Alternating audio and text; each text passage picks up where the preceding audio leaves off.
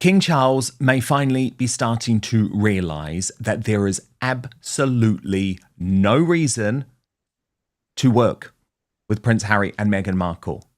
This idea that anything positive can come from having an ongoing relationship with them is for the birds. Paula Frolic Uncensored, reporting that the monarch has withdrawn his invitation for Harry and Meghan to come to Sandringham over the summer. And the best news is that this is a response to what she describes as the Australia trauma tour. And I am delighted by this because I have been really disappointed to see Charles's courtiers brief to the Daily Mail, oh no, we're not going to punish them. We don't want to upset them. The titles aren't going to go. The line of succession isn't going to go. No, you've got to do something, Charles, because this is getting worse. And they're embarrassing you. They're embarrassing you in Ukraine. They're embarrassing you in Washington, D.C. They're embarrassing you on the internet. The royal family is actually coming through this whole series of events pretty well. But Harry and Meghan are going to be the constant thorn in your side if you don't listen to William and take further action. So that's why this is great news. Paula goes on to reveal, I'm told by another friend of the king, that Charles won't invite them, especially not after their trip to Australia. Harry, who likes to speak about anti-bullying, as seen as a bully inside the palace. Absolutely, he is. When he doesn't get what he wants, he stamps his foot like a child and not only does what he was going to do anyway, but then tries to emotionally blackmail his father with his own children, Archie and Lily. An invitation was already unadvised, especially after Centre Bali, via its chairwoman Sophie Chandoka, sued Harry for defamation. But the trip to Australia was the straw that broke the camel's back. It would indeed make the king look very weak if he did have them to Sandringham. Harry and Meghan will come, but it won't be at the king's invitation, my source said adamantly. We shall see. Paula, great to have you. And this is such good news because the idea that King Charles was still going to go through with this invitation, given the way that Harry and Meghan keep on humiliating him and keep on trying to cause damage for the British royal family, I think was going to be very difficult for the public to stomach. So what are you hearing about this decision? Well, let's go back to the invitation. And I use that term very, very loosely because it was Harry who once again went to the media and said, well, of course, we'd entertain. We'd love to have an invitation, or, something along the lines of we'd entertain an invitation to Sandringham. Of course, he wants that because if you're invited by the king, you automatically get state-funded security, which they need to just rub themselves with a little royal on all over and let it be known that once again, they're back in. But because here's the deal. What's going to happen? The next time the palace upsets Harry and Meghan, do they go on CBS? Do they talk to Gayle King? Do they give another Oprah interview? Does Harry come out with another book? Does Meghan? It's way too dangerous. It's way too ridiculous. But after the shopping website, no. You're going to sell your trauma closet for cash? Absolutely not. This is disgusting. And the thing is, Paula, I almost think Harry has already failed the test in terms of the US state visit next week. Because, of course, if they had any sense, and we know they don't, but I think even for them, surely they will just shut the F up for 4 days, surely. Although you never know with them. No. You never know with them. But they've already blown it for him because Harry's visit to Ukraine and his attack on Donald Trump and the American administration specifically, literally 4 days before King Charles is touching down in Washington, D.C. To me, that was the ultimate slight to his father. Proof, actually, Paula, that this dude is quite sick in the head when it comes to his dad, because in public, he'll quite happily say, like after the meeting last year, oh, I'm just so worried about him. I need to spend my time. Remember when he gave that awful BBC interview and basically said that he's worried that his father was going to die before a reconciliation and it's all about him. But then when it comes to a trip like this, which remember is already incredibly stressful for King Charles, he's having to stop his cancer treatment in order to go. If you look at the itinerary, Paula, which I know you'll be all across, I mean, it's actually for someone who is going through cancer treatment, very, very taxing. It's a big tour, this. You've got the 2 days in Washington, D.C., travel to New York, big day in New York, then the final day in America, in Virginia, before going to Bermuda on his own without Camilla. I mean, this is a big itinerary. What's the one thing he didn't need? Stress caused by Harry and Meghan. And this is the thing that William is always pointing out. Stress has a real role in terms of how someone deals with cancer, okay? And Harry keeps on bringing stress. And can you just imagine the scenes in the palace this morning where, well, I think actually Charles is probably at Balmoral, actually, before he leaves. But he was in London. But whichever palace he's at, Paula, he gets told Harry's gone to Ukraine. He's like, oh God, why?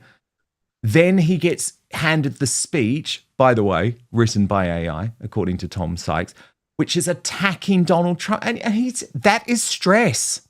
That is stress. And that, to me, is an illustration of someone who actually doesn't give a damn about his father. Do you see what I mean? 100%. But I also wonder if Harry would have gone to Ukraine if Australia had gone better.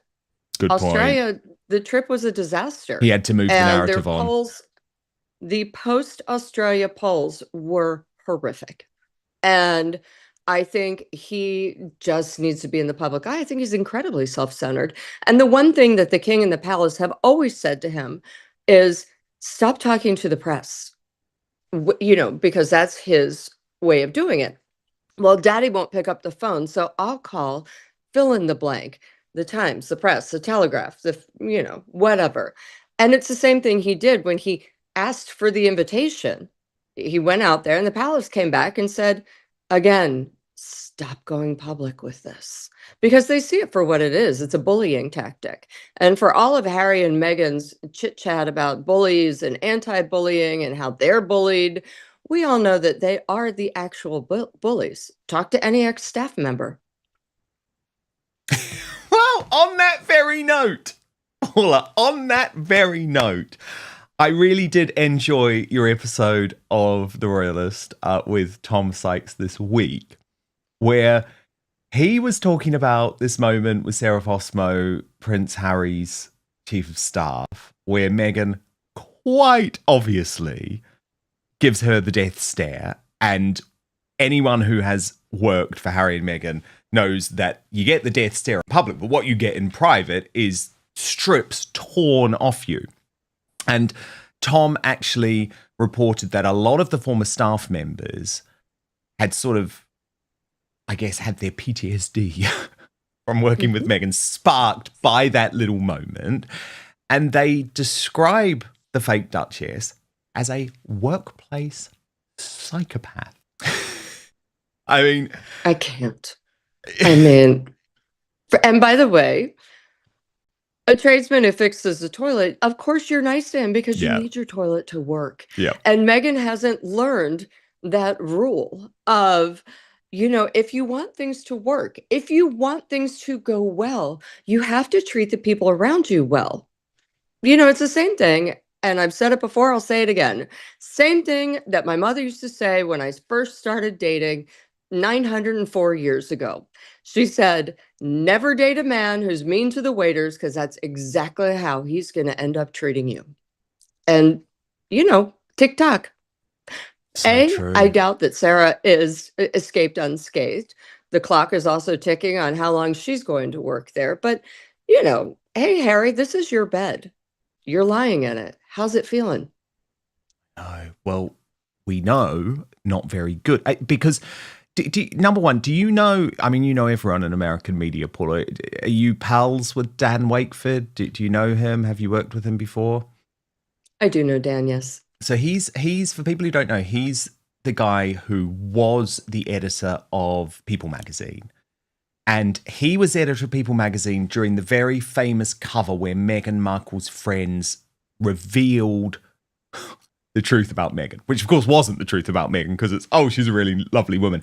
And he also revealed in that edition the letter that Meghan had sent to her father. Then, of course, there was the Us Weekly cover because he moved to Us Weekly from People magazine and tried to turn Us Weekly into the propaganda sheet for Harry and Meghan and sort of aped what People are doing. Now, it didn't work.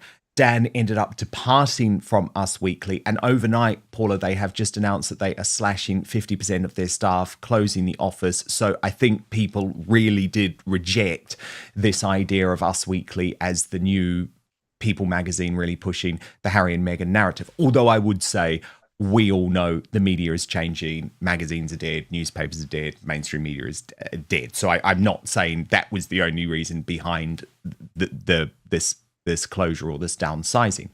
However, Dan Wakeford has gone independent now. And what's interesting, Paula, is when you see mainstream media figures like him go independent, the great thing is they are able to start telling the truth much more. And so he has done another big expose, has spent 3 weeks looking into the relationship, the marriage, the finances, the whole works, and has revealed that things are not what he said they were when he was the editor of Us Weekly. And Paula, I mean, sorry for the spoiler. By the way, if people do want to read the whole article, Dan Wakeford has now launched his own media organization, Celebrity Intelligence. But the sort of thing that he says they should do and that everyone's saying is that they should do but they won't do is just disappear for a period of time and then try and relaunch. But for me, Paula, a lot of this reporting was very interesting. I mean, he is speaking to these sources very close to the couple who are admitting they are wildly unhappy, who are saying that their differences are, quote, impossible to reconcile, but then at the same time trying to say, oh, but they're still hot for each other. You know, they pulled that whole line out. Oh, they're still really hot for each other. So it was very interesting to me. But what do you make of it? Oh, honestly, Dan, you know what I make of it? I didn't find anything new or interesting about that article. You know, you and I, Tom Sykes, we've been writing all of this for the last year and a half. Yeah, that is true. And I also kind of resent it when people spend their career for money saying one thing that's blatantly not true. And now that they're independent, they're going to go say a bunch of things that are actually true and will get them clicks. So I say go with God. A lot more. But so I don't know. So I'm torn on it, but I do hear what you're saying, because what I guess I wanted was a bit of an acknowledgement from Dan Wakeford that actually he had been pushing the propaganda at People and Us Weekly, and that maybe he had been doing that because he was under commercial pressure to do so, or whatever it was, whereas we didn't get that, did we?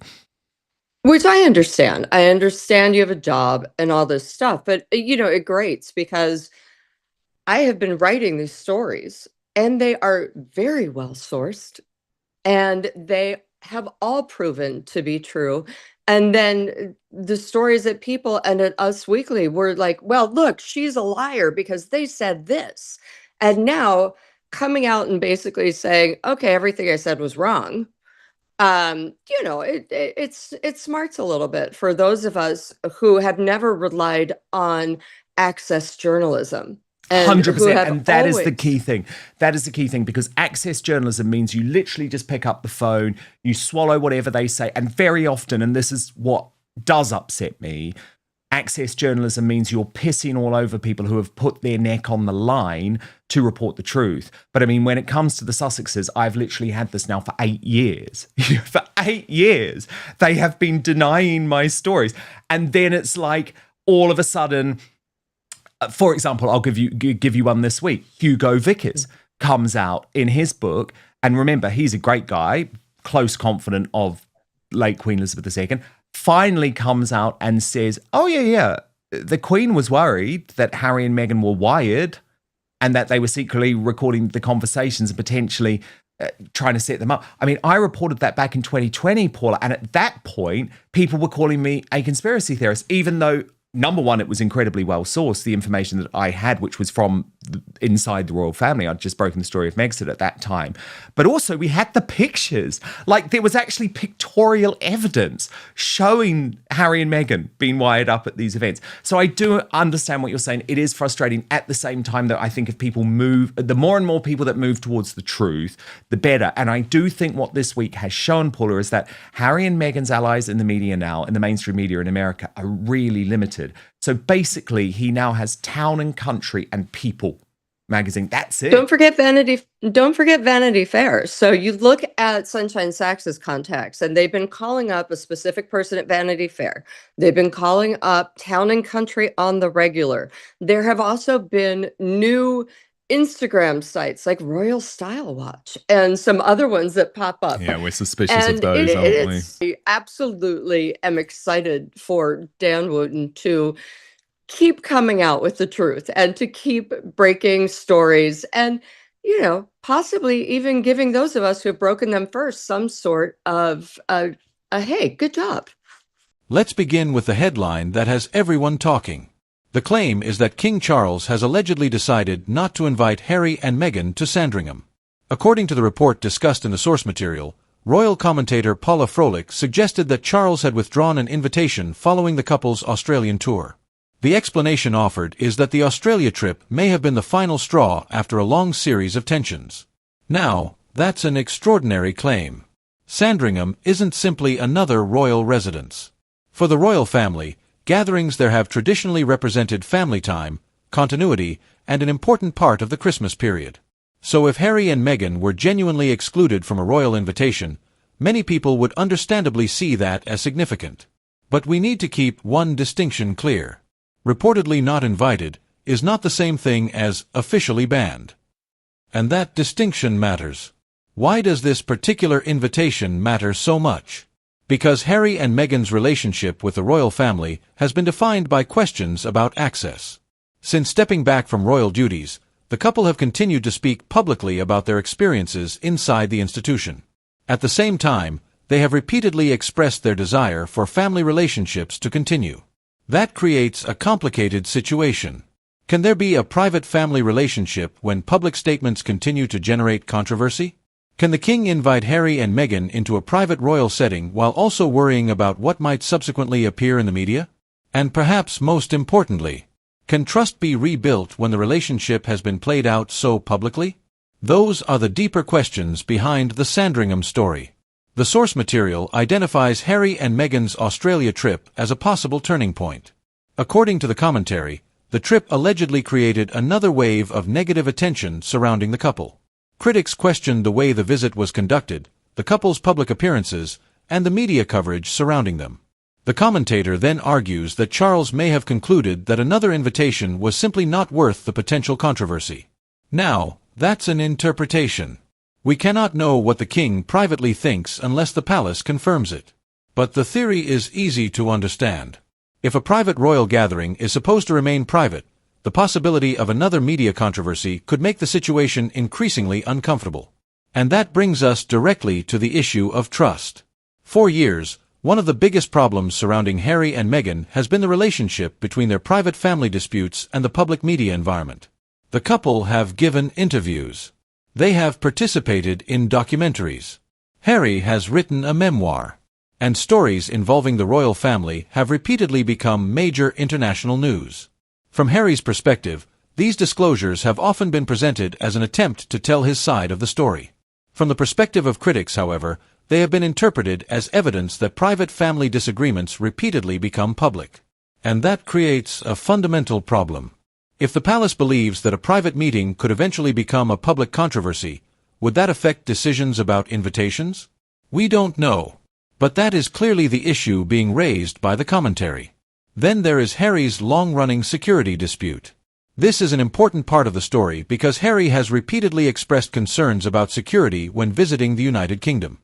The source material argues that Harry's desire for an invitation to Sandringham could be connected to the security arrangements associated with a royal visit. The commentator goes even further and suggests that security is a major reason Harry wants to remain connected to royal events. But that is an interpretation of his motives. Harry has publicly argued that his security concerns are genuine. So rather than assuming what motivates him, we should look at the broader issue. Harry believes his security situation in Britain is inadequate. The authorities have taken a different position, and the disagreement has contributed significantly to the tension surrounding his visits to the UK. What do you think? If King Charles really has decided not to invite Harry and Meghan to Sandringham, is that a justified decision, or would it make the family divide even worse? Do you think Harry and Meghan should be given another opportunity to rebuild their relationship with the royal family? Or has too much happened for the relationship to return to what it once was? And most importantly, do you believe the Australia trip actually changed the king's position, or is this simply another example of royal speculation becoming a major headline? Let us know your thoughts in the comments. If you enjoyed this breakdown, subscribe to CrownScope Media for royal family news, celebrity commentary, breaking stories, and detailed analysis.